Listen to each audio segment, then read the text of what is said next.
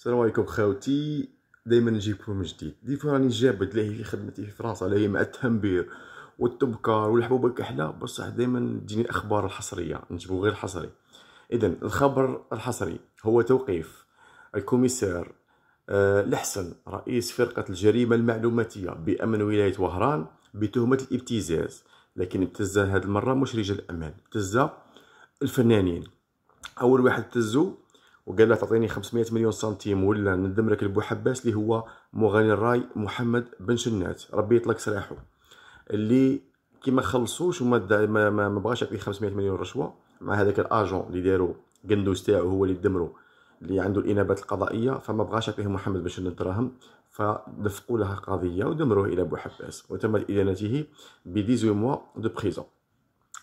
الفنان الزاوج ايضا اللي ابتزوه كاين مراد الدجاجه ثاني ما خلصهمش، فدمروه البوحباس. وكاينه واحد العاهره الدائره بارونة الحرقه اللي راه يحمي فيها بوعلام القاضي الفاسد الذي سيسقط قريبا باذن الله، ودوك يطيحوه شرفاء المؤسسه العسكريه مش الشميات.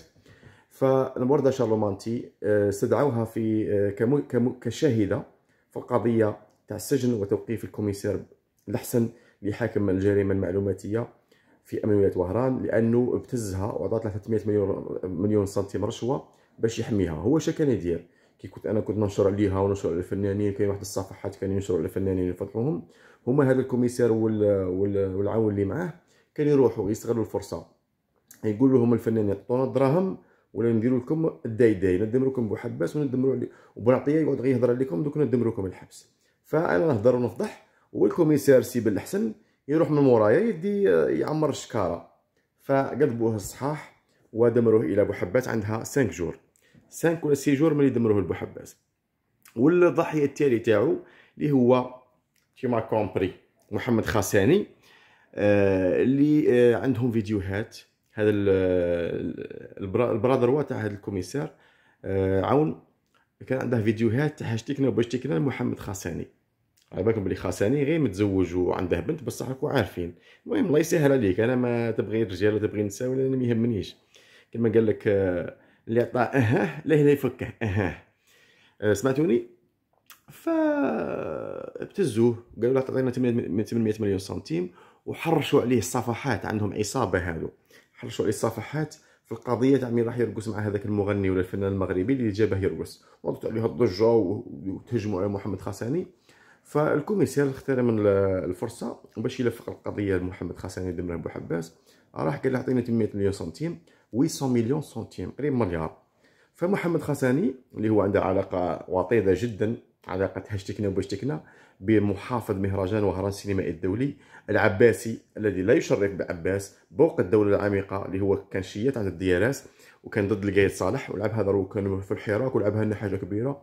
ولما رجع سيده التوفيق محمد مدين الدموي الارهابي مدير الدياراس السابق، الله يجيب له مصيبه ان شاء الله، فرجع وراه عاجبه تبون، اللي هو عبد القادر جريو، اللي طاوله عظمه يكددها كمدير مهرجان وهران السينمائي الدولي اللي هشتكنا وباشتكنا لقحبي. فمحمد عبد القادر جريو بعلاقاته، لانه شيات عن الدياراس، يعرف جيدا المدير العام للامن الوطني علي بداوي، اللي راح دار انترفونسيون وراحوا دخلوا عند المكتب الخاص تاع المدير العام للامن الوطني هو محمد خاساني، وشكاو بالكوميسار وشكاو بالعون الامن هذا في امن ولايه وهران اللي في الجريمه المعلوماتيه، اللي كان يهدد فيه محمد خاساني ويقول له مد لي 800 مليون سنتيم ولا ندمرك بوحباس. فضيحه حاميها حراميها. ونوجه لكم رساله الضباط واللي كوميسار تاع ولايه وهران راه يجي لكم انسبكسيون كحله من لا دي جي اس ان المدير العام للامن الوطني، لانه ريحتكم فاحت.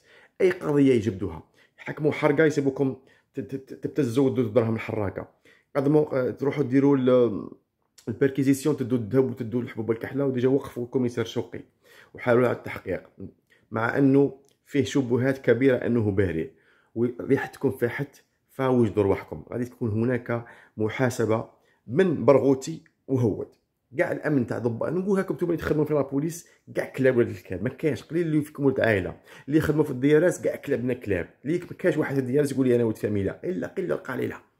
كاين شرفاء ولكن قله قليله في العداله، فانيك غالبيه القصوى ولا حرام تاع الرشوه. هذه يا خاوتي، هذا الخبر الحصري اللي مديته لكم. دوك يخرجوا هذوك اللي يسرقوا من عندي المعلومات ويقعدوا يديروا في الفيديوهات لاهين لا غلط ما يخدموش. الحمد لله انا راني خدام ومبكر.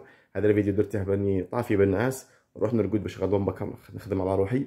وحياكم الله من عند سيدي احمد بن عطيه، صحافي حر. جو فوز ام.